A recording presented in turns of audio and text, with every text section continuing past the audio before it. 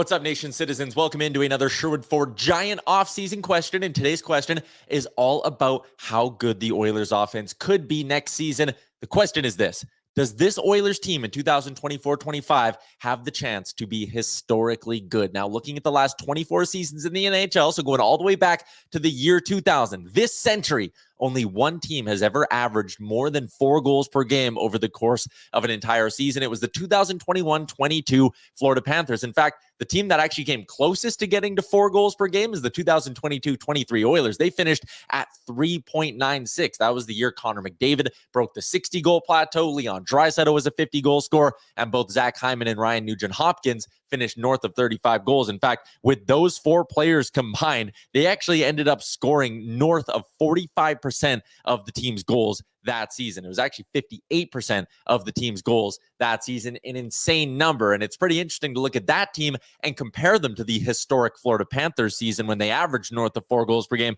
because that team actually didn't have a single 50-goal scorer. They didn't have a single 40-goal scorer either. Alexander Barkov led the way. He was one of 4 players to hit the 30-goal mark, but they actually did it with depth. They had 13 different players hit the 10-goal mark that season. It was pretty remarkable. They scored a ton in the regular season before flaming out in the playoffs. So the question: can the Oilers beat that mark this season? I actually think there's a handful of reasons to think that they can. When you compare this Oilers team we'll see in 2024-25 to the one we saw at the start of last season, there are some notable additions and subtractions. The team doesn't have Ryan McLeod anymore, and they don't have Warren Foegele anymore. But they've added in Victor Arvidsson, and they've added in Jeff Skinner, and they'll get a full season of Adam Henrique. And while Adam Henrique didn't light it up at all last season, he still scored at a north of 20-goal pace over 82 games since coming over at the trade deadline. You add in Skinner, who, even in a down year last season, still scored 24 goals with the Buffalo Sabres and had back-to-back 30-goal seasons before that,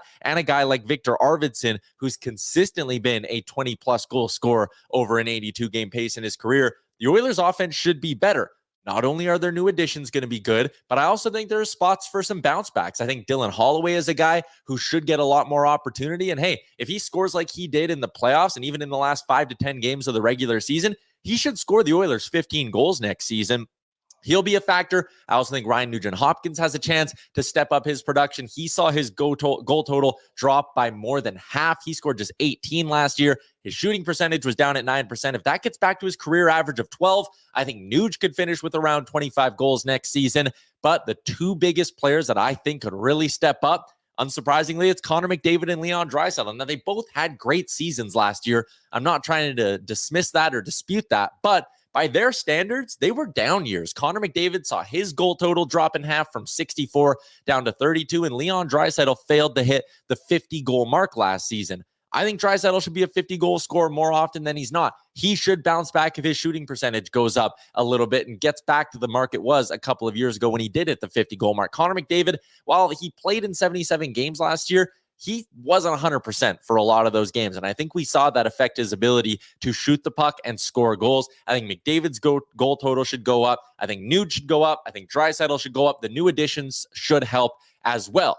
There are some things working against the Oilers, though. Evander Kane's health. If he's not ready to go for the start of the season, and it's expected that he won't be, he could be on LTIR. And while he was inconsistent last year, he still popped home north of 20 goals. I also think Zach Hyman's probably due to see his production fall off a little bit. He was 3rd in the NHL in goals last year. He hit the 50-goal mark, and I think, honestly, it'll be tough for him to hit that 50-goal mark again, but I think it's fair to expect he's going to be in the 40-45 goal range. So there are a couple of spots where the Oilers will have some regression, but there are enough spots where I think this team should see a big step forward. This is the most talented team of the Connor McDavid era. We've seen this core get close to 4 goals per game before. So can they get past that 4.11 mark and be the most productive team that we've seen this century in the NHL? Well, they'll have to score a lot, and that goes without saying, obviously, but they'll need 338 goals next season. So start to do the math in your head. If McDavid can get 50, if Draisaitl can get 50, if Hyman can still be at 40,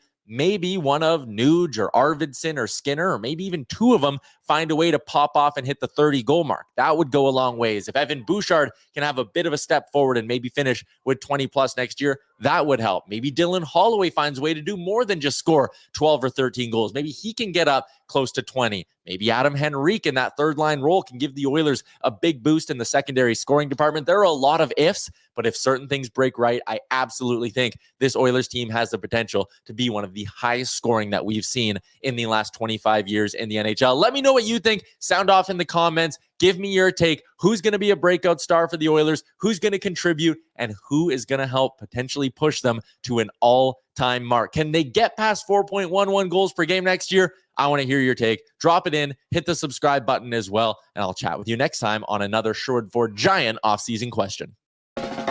What's up, Nation citizens? If you like that video, then you need to be subscribed to the Oilers Nation YouTube. Podcasts, live shows, exclusive interviews, and analysis.